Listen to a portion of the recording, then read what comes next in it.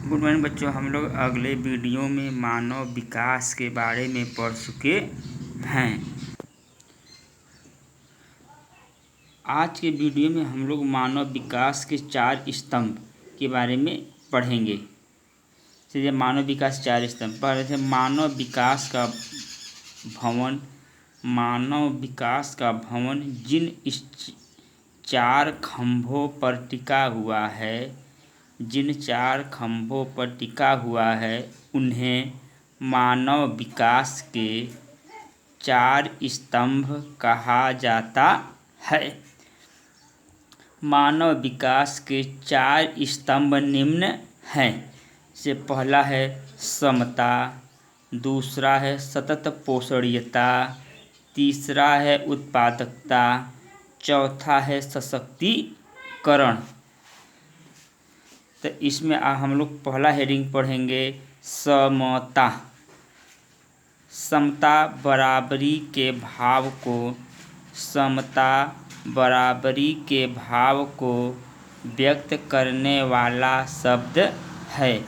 समता जो है बराबरी के भाव को व्यक्त करने वाला शब्द है।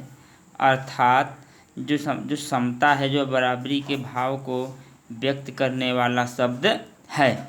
अर्थात प्रत्येक व्यक्ति के पास उपलब्ध अवसरों के लाभ उठाने की समानता होना ही समता है। देखिए, इसका मतलब प्रत्येक व्यक्ति के पास, जो हर व्यक्ति होते हैं उनके पास उपलब्ध अवसर, जो उनके पास अगर अवसर उपलब्ध होता है तो उनका लाभ उठाना चाहिए। उसी को हम लोग क्या कहते हैं? समता कहते हैं। अवसरों की समानता का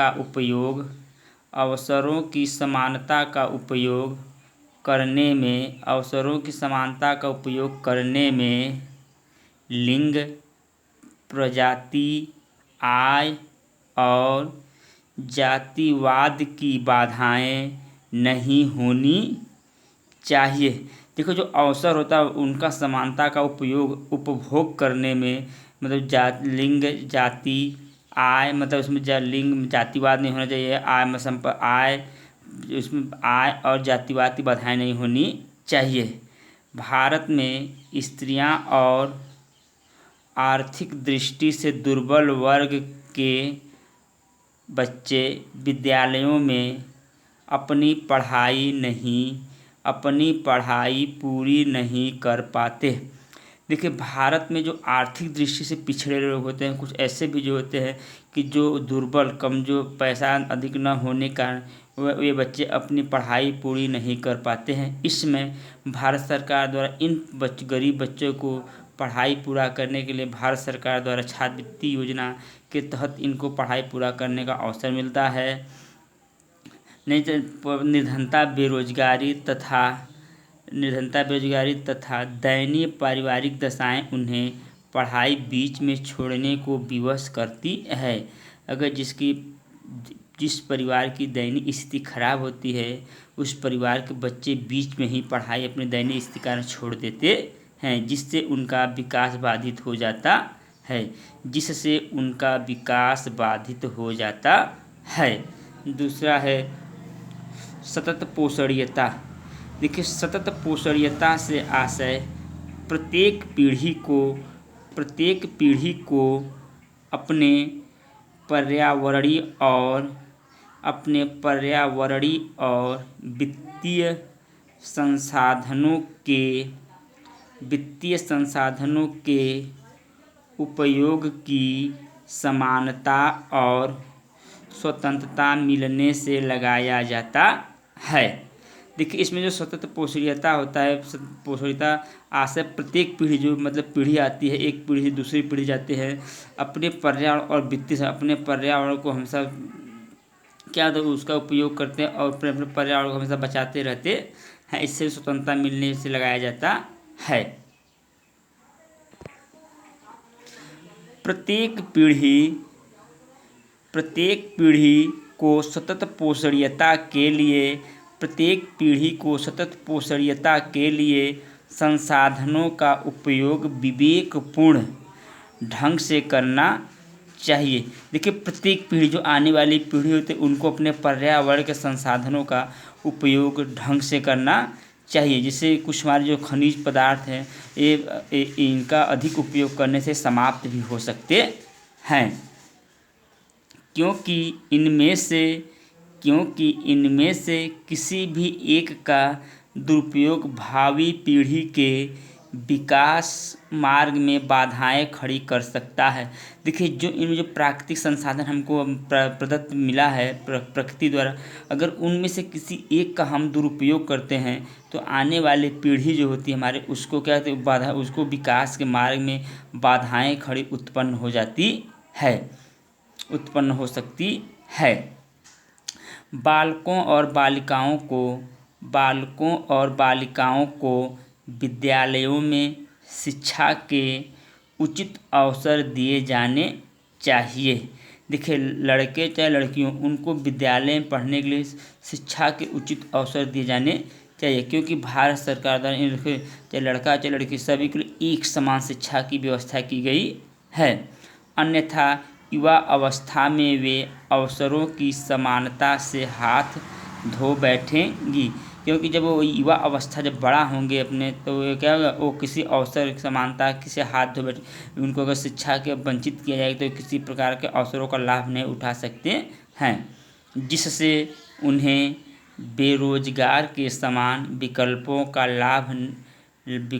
का लाभ नहीं मिल पाएगा। जिसे उन्हें रोजगार के समान, जिसे अगर वे शिक्षा उनके पास नहीं है तो वे रोजगार का लाभ नहीं उठा पाएंगे, वे बेरोजगार रह जाएंगे। तीसरा हेडिंग है उत्पादकता। मानव उत्पादन का सक्रिय साधन है। उत्पादकता मानव उत्पादन का सक्रिय साधन है। उसके अभाव में उत्पादन की कल्पना भी नहीं की जा सकती है।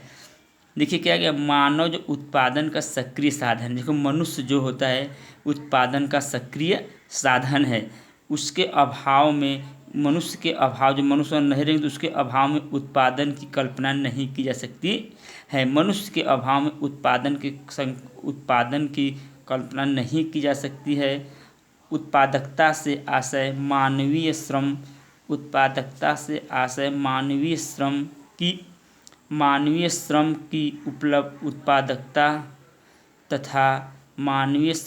उत्पादकता तथा उनकी उत्पादकता की क्षमताओं में वृद्धि करने से लगाया जाता है। देखिए, जो उत्पादकता से आशय जो मानवीय श्रम है, जो मानव श्रम की उत्पादकता तथा उनकी उत्पादकता की, देखो मनुष्य जो उत्पादन किया था उसकी उत्पादकता और क्षमताओं में वृद्धि करने से लगाया जाता है। उसकी उत्पादकता की क्षमताओं में वृद्धि करने से लगाया जाता है, जो निरंतर होती रहनी चाहिए। देखिए, जो उत्पादन वो निरंतर होती रहनी चाहिए, जिससे जब वृद्धि और विकास है तो वृद्धि जो होती है एक निश्चित सीमा तक होती है, परंतु विकास जो निरंतर प्रक्रिया तक चलती रहती है। उसी तरह मनुष्य द्वारा वृद्धि लगाया था और उससे उन्हें उत्पादकता जो निरंतर होनी चाहिए। सशक्तिकरण। देखिए, सशक्तिकरण से आशय व्यक्ति को अपने विकल्प चुनने के लिए शक्ति प्राप्त करने से होता है। देखिए, मनुष्य को सशक्तिकरण से आशय, मतलब उसके सशक्तिकरण से आशय व्यक्ति को अपने विकल्प चुनने के लिए शक्ति प्राप्त करने से होता है। उन्हें कोई भी विकल्प चुना तो उनको शक्ति प्राप्त करने से होता है। व्यक्ति को जितनी अधिक स्वतंत्रता मिलेगी वह उतना ही क्षमतावान बनकर सशक्तिकरण का लक्ष्य पा सकेगा। देखिए, व्यक्ति हो चाहे बालक हो चाहे लड़का चाहे लड़की, सभी को जितना ही अधिक स्वतंत्रता मिलेंगी वह उतना ही क्षमतावान या अपने जीवन में उतना ही विकास कर सकते हैं। यदि उनको स्वतंत्रता ही नहीं मिलेगी पढ़ाई लिखाई की, तो वे कहाँ आगे बढ़ पाएंगे। जितना ही अधिक से उनको स्वतंत्रता मिलेगी उतना ही सशक्तिकरण का लक्ष्य पा सकते हैं। एक सबल योग्य और कुशल साधन ही लोगों का सशक्तिकरण कर सकता है। देखिए, एक कुशल साधन जो होता है लोगों जब लक्ष्य का सशक्तिकरण कर सकता है, कुशल साधन होना चाहिए। समूह जितना सशक्त होगा उसका विकास भी उतना ही सबल होगा। देखिए, कोई समूह होता है, चाहे कोई परिवार होता है, जो परिवार का मुखिया ही अगर वो सशक्त है, वह दृढ़ है, अच्छा है, देखो उसके परिवार का ही विकास उतना ही अच्छा होता है। जैसे समूह अगर अच्छा होगा तो आपका अगर समुदाय अच्छा है तो आपका उतना ही विकास अच्छा होगा। जैसे भी कहा जाता है कि अगर आपका परिवार भी अच्छा है, तब अगर आपका पड़ोस भी अच्छा है तो आपका परिवार भी उतना ही अच्छा विकास होगा।